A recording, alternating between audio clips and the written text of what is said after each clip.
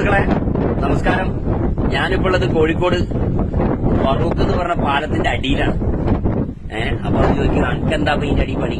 ഞാനിങ്ങനെ ജോലിയൊക്കെ കഴിഞ്ഞു വന്നാല് നമ്മുടെ നാട്ടിലുള്ള നിർമ്മിതികളൊക്കെ ഒന്ന് ചെക്ക് ചെയ്യും.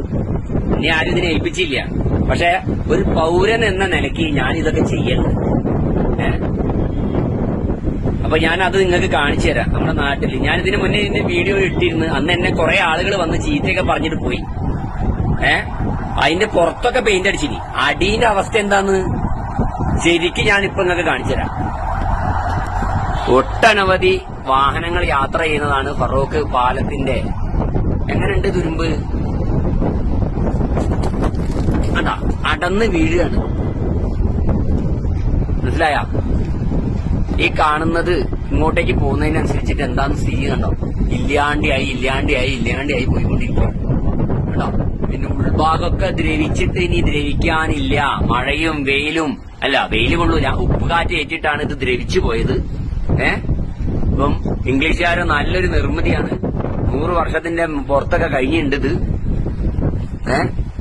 അടിഭാഗമൊക്കെ ദ്രവിച്ചു കിടക്കുകയാണ്. അധികാരികളെ ഇത് എത്രയും പെട്ടെന്ന് വന്നൊന്ന് കണ്ടീഷൻ ആക്കണം. നാട്ടുകാരുടെ ജീവൻ വെച്ച് കളിക്കരുത്. കണ്ടോ ജനങ്ങളെ, നിങ്ങൾ ഇതൊക്കെ ഒന്ന് ഷെയർ ചെയ്യണം. കക്ഷി രാഷ്ട്രീയം മറന്ന്, ജാതി മതം മറന്ന് നമ്മൾ ഒരുമിച്ച് നിന്നിട്ടില്ലെങ്കിൽ നമുക്ക് ഇവിടെ ഒന്നും ഉണ്ടാവില്ല. ഇക്കോലത്ത് പോയാല് ഇതുണ്ടോ, ഒരു നെട്ടാണ് ഈ കാണുന്നത് ദ്രവിച്ചിട്ട്. ഇതാ തുരുമ്പിടിച്ചെടുക്കാം കേട്ടോ.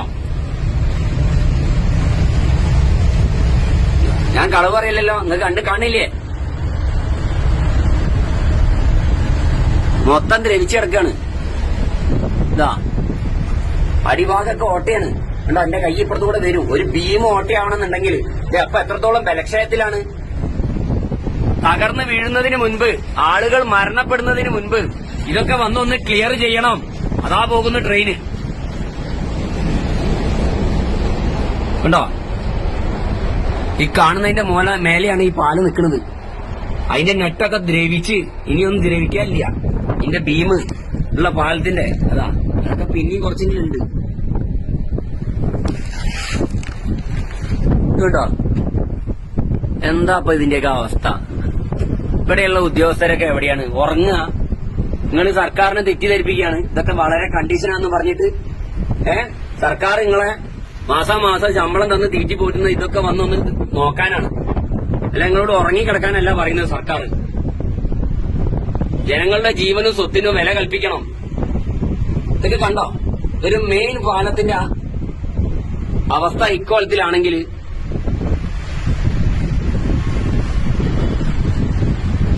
എനിക്കിപ്പോ എല്ലാ പാലത്തിന്റെ അടിയിലൊന്നും വന്ന് നോക്കിക്കാൻ കഴിയില്ല. അധികാരികളെ ഉണരണം. വളരെ മോശമാണ് ഇതിന്റെയൊക്കെ അവസ്ഥ. നോക്ക്,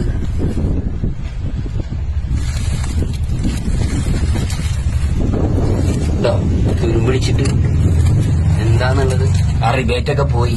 ഉണ്ടോ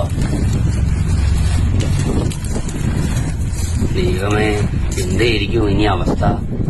ആർക്കും ഒന്നും പറ്റാഞ്ഞാ മതിയിരുന്നു. സുഹൃത്തുക്കളെ, ഇതൊക്കെ ഒന്ന് ഷെയർ ചെയ്ത് കൊടുക്കണം. ഞാൻ നിങ്ങളോട് ഷെയർ ചെയ്യാനൊന്നും പറയില്ല. പക്ഷെ നിങ്ങളിത് ഷെയറൊക്കെ ചെയ്താലേ ഇവരിത് വന്ന് നന്നാക്കുള്ളൂ. ഇതുണ്ടോ, ഓട്ടയാണ്. ഓട്ട, വലിയ ഓട്ട. തുരുമ്പെടുത്ത് ഉദാമായി കിടക്കുകയാണ് കേട്ടോ.